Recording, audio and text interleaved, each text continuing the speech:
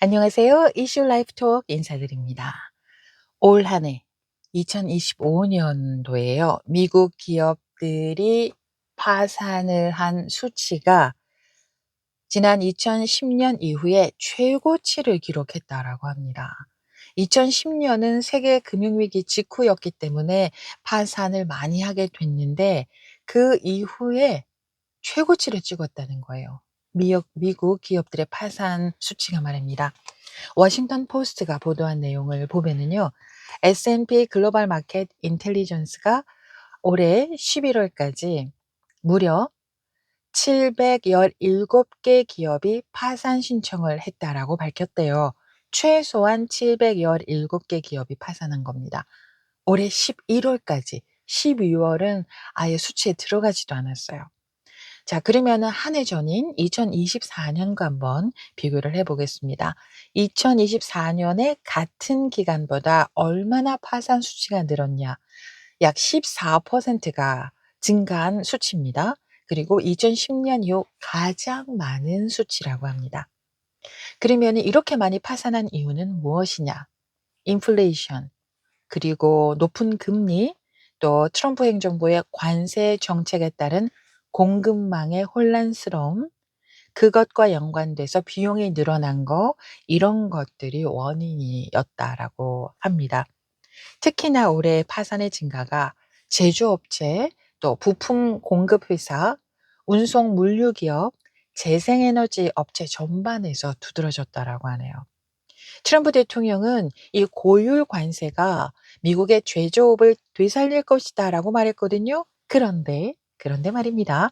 연방정부 자료에 따르면 올해 11월까지 1년 동안 제조업 일자리가 창출되기는커녕 7만 개 일자리가 사라졌다는 거예요. 세상에.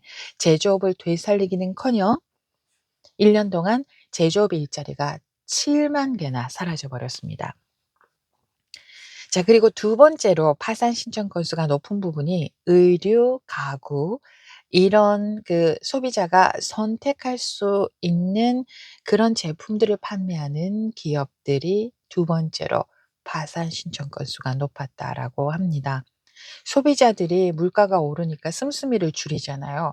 그리고 옷이나 가구 이런 거는 당장 필요한 게 아니니까 그런 선택제 품목의 구매율이 굉장히 떨어졌던 겁니다. 그러니 그런 제품을 생산하는 회사들은 손가락을 빨 수밖에 없고, 그러다 보니 파산을 하게 되는 지경까지 가게 되는 거죠. 이 경제학자들하고요, 업계 전문가들은 이렇게 분석을 합니다. 관세 정책이 수입 비중이 큰 그런 회사들을 압박을 했고요. 그러다 보니까 소비자가 줄어들면 안 되잖아요. 그러니까 가격을 올리지를 않았어요. 가격 인상을 자제했어요. 그리고 그 차이 나는 비용은 기업들이 인제 자체적으로 손해를 감내를 하면서 견뎌왔는데, 그래서 11월에 물가 상승률이 연이율 2.7% 였대요. 그래서 예상보다는 낮았습니다. 하지만 상당수의 기업은 가격을 유지하기 위해서 비용을 계속 부담하고 있었던 거죠. 가격을 올리지 않으려고 하다 보니까 비용 부담을 기업들이 했던 거고요.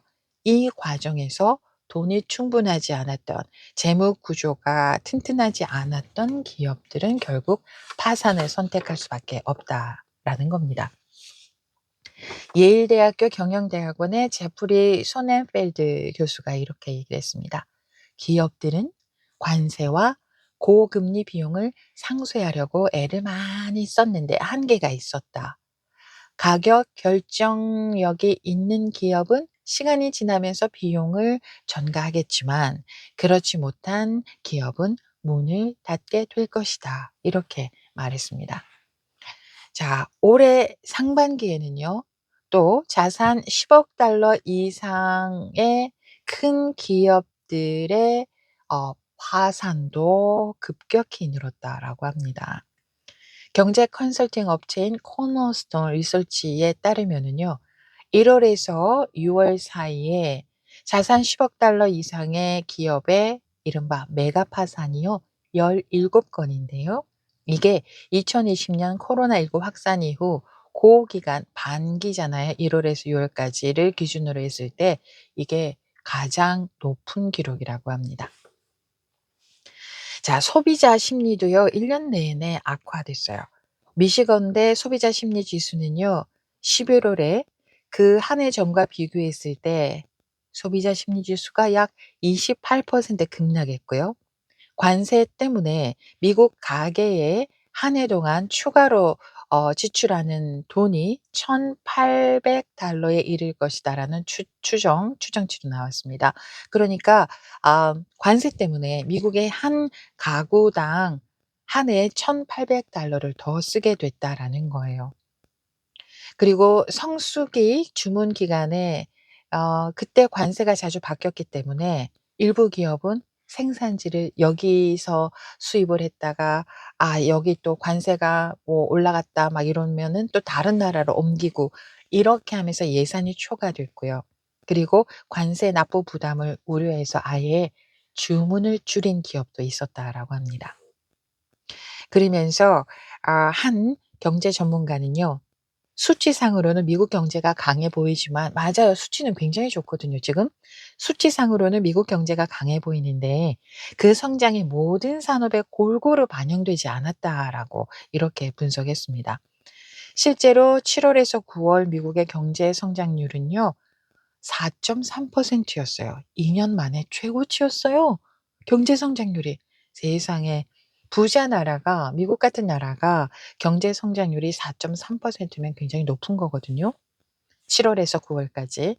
그런데 이 수치는 어떻게 나왔느냐. 상대적으로 부자 소비자하고요. 그리고 인공지능과 관련한 기업 투자에 의해서 나온 그런 결과라고 평가를 하고 있습니다. 자, 이게 워싱턴 포스트의 보도 내용을 제가 정리를 해 드렸습니다.